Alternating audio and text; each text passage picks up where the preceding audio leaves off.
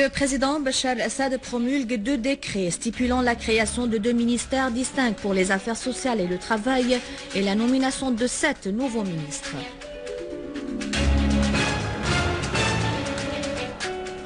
Vitali Tchurkin, la Russie s'opposera à toute tentative de l'opposition syrienne d'envoyer des délégués à l'ONU. Les forces armées syriennes liquident de nombreux terroristes et les leaders des groupes armés.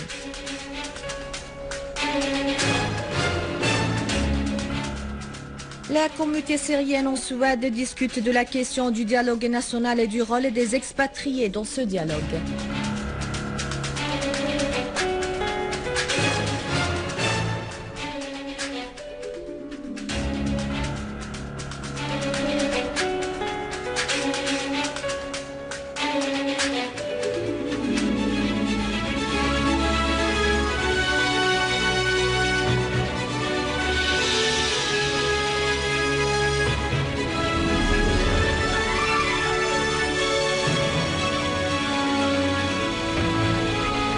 Les titres au détail, bonsoir. Le président Bachar el-Assad a promulgué aujourd'hui le décret numéro 15 de l'année 2013, stipulant la création de 2 ministères à la place de l'ancien ministère des Affaires sociales et du Travail.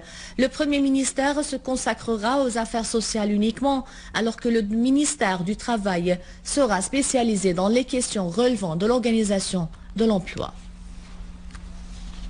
De même, le président al-Assad a promulgué le décret législatif numéro 61 qui a désigné Hossein Ferzat au ministère de l'Habitat et du Développement urbain, Hossein Arnous, ministre des Travaux publics, Hassan Hijazi, ministre du Travail, Ahmed Al-Qadiri, ministre de l'Agriculture et de la Réforme agraire, Suleiman Al-Abbas, ministre du Pétrole et de la Richesse minière, Ismail, ministre des Finances, et Kinda Shammot, ministre des Affaires sociales.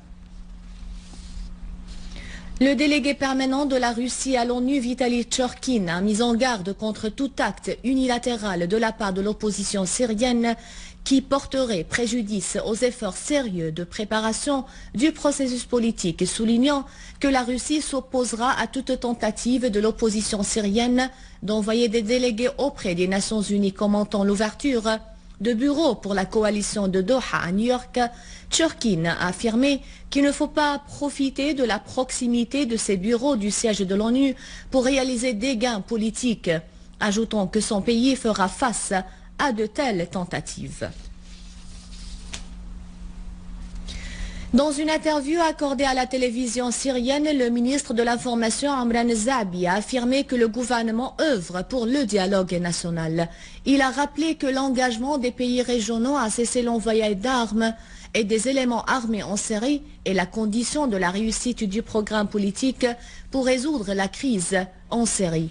Le gouvernement œuvre par tous ses moyens à mettre en application ce programme. De même, M. Al-Zabi a fait un exposé sur les différentes étapes de la mise en œuvre du dialogue national global. L'étape préliminaire consiste dans des consultations qui regroupent la plus large partie possible des forces sociales, y compris les comités de coordination et de tous ceux qui accepteraient de rejeter la violence et de déposer leurs armes pour répondre à l'appel de la patrie, a indiqué M. Zabi. Il a souligné que l'objectif essentiel du programme politique sur le règlement de la crise est le rétablissement de la sécurité et la stabilité et de l'édification de l'État et d'un système politique modèle plus stable qui se conforme au concept du pluralisme politique.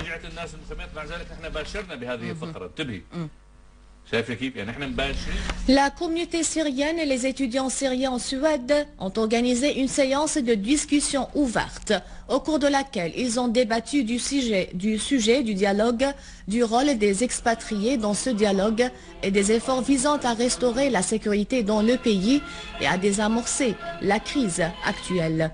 Les membres de la communauté syrienne en Suède ont affirmé que chacun d'eux doit jouer un rôle dans le dialogue dont l'objectif est de préserver la Syrie et son peuple.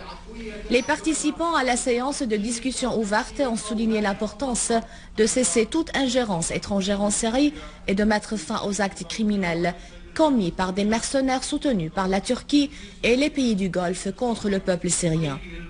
Les participants ont également appelé la communauté internationale à arrêter son financement et son armement des groupes terroristes armés. Le vice-ministre des Affaires étrangères et envoyé spécial du président russe au Proche-Orient, Mikhail Bogdanov, a affirmé que les pays de la région et de l'Afrique du Nord doivent déterminer leur avenir d'une façon indépendante de toute ingérence étrangère. Bogdanov a précisé que la résolution des affaires intérieures doit se faire à travers le dialogue et non pas par le recours à la force. Et ceci concerne particulièrement la Syrie. Il a ajouté que l'entente de Genève entre les pays membres du Conseil de sécurité reste, en ce qui concerne la Syrie, la base de toute solution. Le responsable russe a regretté que certains partenaires de la Russie à Genève aient encouragé l'opposition syrienne armée à rejeter le principe du dialogue et à continuer de recourir à la force. Bogdanov a réaffirmé que son pays n'est pas à la recherche de gagner quelques points politiques en plus sur la question de la Syrie, mais que la Russie désire aider les Syriens à développer un langage commun pour construire leur État et leur avenir. Les principes fondamentaux de cette construction sont l'intérêt national et le dialogue global. Ainsi, ce dialogue ne pourrait certainement pas accepter les terroristes et les extrémistes qui ne comprennent pas le langage politique et qui ne pratiquent que le meurtre et la violence, a conclu le vice-ministre russe des Affaires étrangères.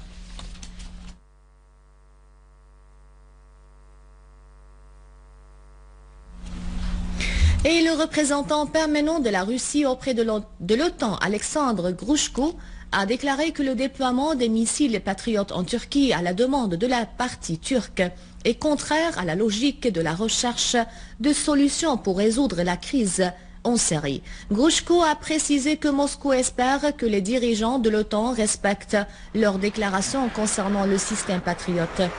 Ils ont déclaré que le déploiement des patriotes n'est pas destiné à établir une zone d'exclusion aérienne en Syrie ou des couloirs humanitaires.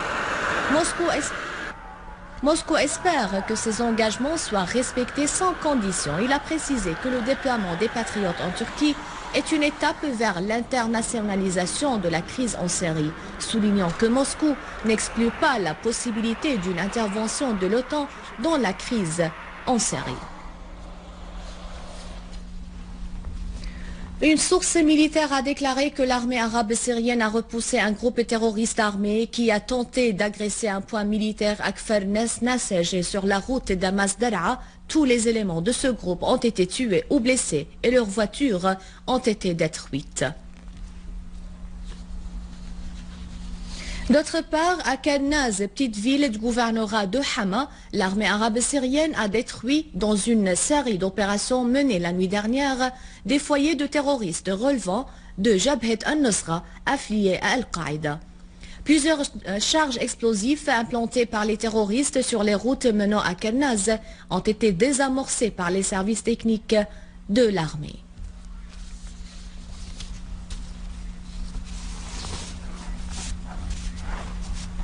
C'est la fin du journal. Merci de l'avoir suivi. Avant de vous quitter, je vous rappelle que vous pouvez consulter notre site internet syriaonline.sy pour revoir ce journal et davantage d'informations. Au revoir.